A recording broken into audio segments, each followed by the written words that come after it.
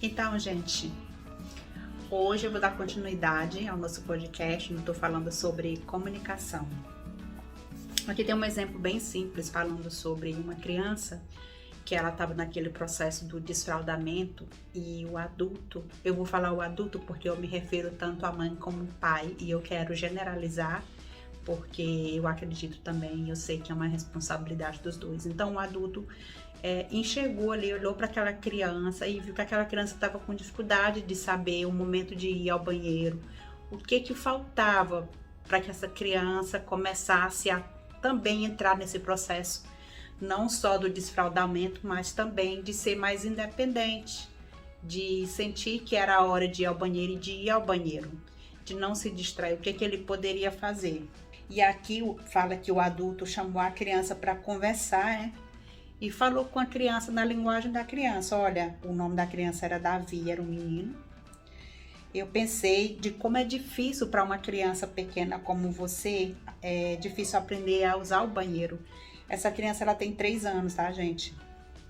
Eu imagino que tá tão ocupado de brincar que você nem percebe que você quer ir ao banheiro fazer xixi ou fazer as outras necessidades. E aqui fala que a criança ficou olhando, prestando atenção, com curiosidade para saber o que esse adulto ia falar. O adulto fala que o Davi ficou olhando para ele com os olhos assim meio arregalados, surpreso, né? Porque nunca imaginou que alguém fosse falar isso para ele. Eu posso imaginar que, ainda que você perceba que você está com vontade de ir ao banheiro, é muito difícil você conseguir chegar no banheiro a tempo e de subir no banheiro. E aí a criança confirma sim, ou seja, a criança se sentiu entendida. O adulto começa a falar, vamos fazer o seguinte, vamos tentar achar uma solução. Você pode pegar uma caneta e um papel. Aí a criança correu no quarto, né, pegou um papel, pegou um lápis de cor, né, que tá falando. A criança chegou, a criança falou, né, eu vou começar com 2 ideias. Compre uma escadinha, é como se fosse assim um suporte, né, que a criança sobe e alcança para sentar sozinha no vaso. Compre um desse igual o meu irmão tem.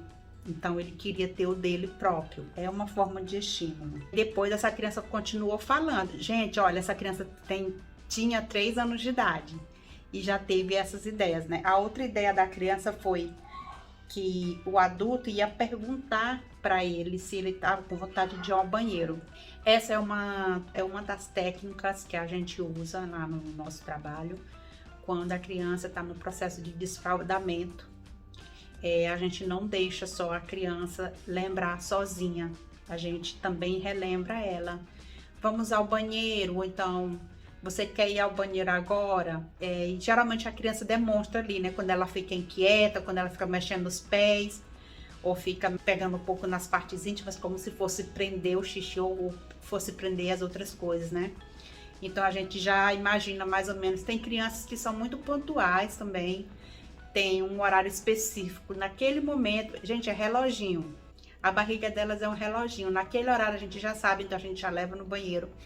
Então existem várias pequenas atitudes, estratégias que facilitam para que porque é um treino, né, gente? A criança, ela não desfralda do dia para a noite, ela não começa a ir para o banheiro sozinha do dia para a noite. É uma questão de treino e demora meses, não é só questão de um dia. Acontece de ser rápido, acontece, existem as exceções, mas grande parte das crianças, eu não vou dizer que maioria também, mas grande parte delas, das crianças com quem eu trabalhei, elas precisaram um pouquinho de tempo. E para você que tem uma criança e que já está indo para a escola, que ainda usa fralda, tipo maternal, começa primeiro o desfraldamento em casa, treina a criança primeiro em casa, porque depois que ela estiver bem treinada em casa, você parte para o passo número 2, que é treinar na escola.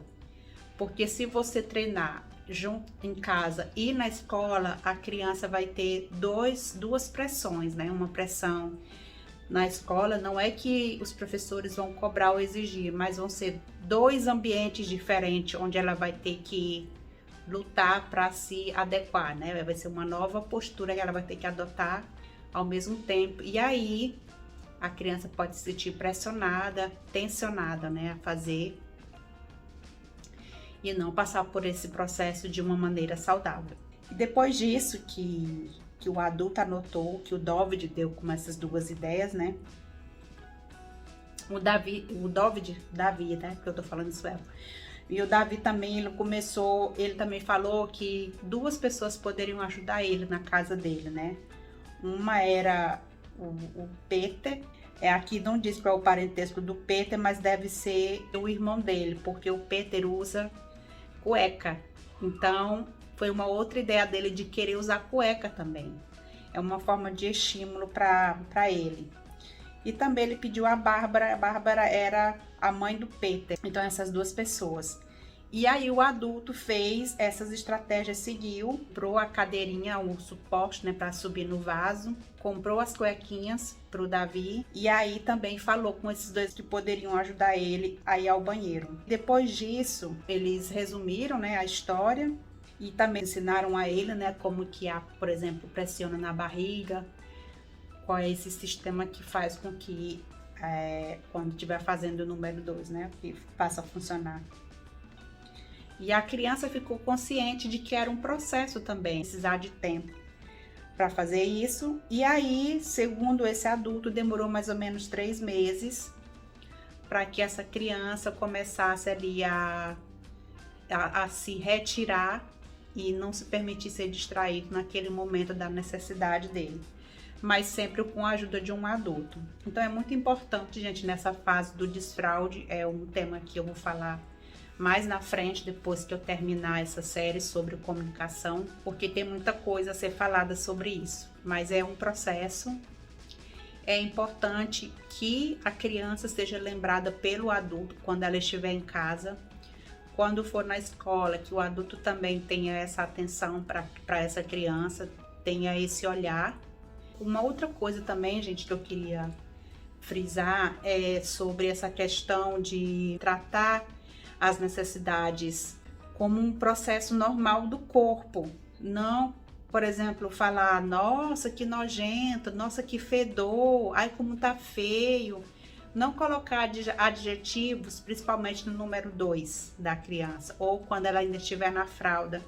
E esse processo, ele começa ainda quando a criança é pequena. A criança a partir do 8º mês, 6º mês, talvez, quando você fala que não cheira bem, ou que é feio, esse tipo de coisa, quando você demonstra que ficou chateado, que tá cansado de trocar fralda, isso tudo a criança vai absorvendo, o cérebro dela é como uma esponja, e ela faz muita associação. As crianças menores, elas associam muito a palavra com o sentimento. Por exemplo, você fala, nossa, você já fez o número 2 de novo. A criança, imagina, ela fica chateada quando eu faço o número 2. E aí ela começa a não dizer, ou ela começa a se esconder, ou ela começa a privar essas necessidades, a prender. Então a gente tem que ter um olhar atento nessa fase da criança, porque é muito importante. Faz parte do processo do amadurecimento físico também, porque é um processo de amadurecimento.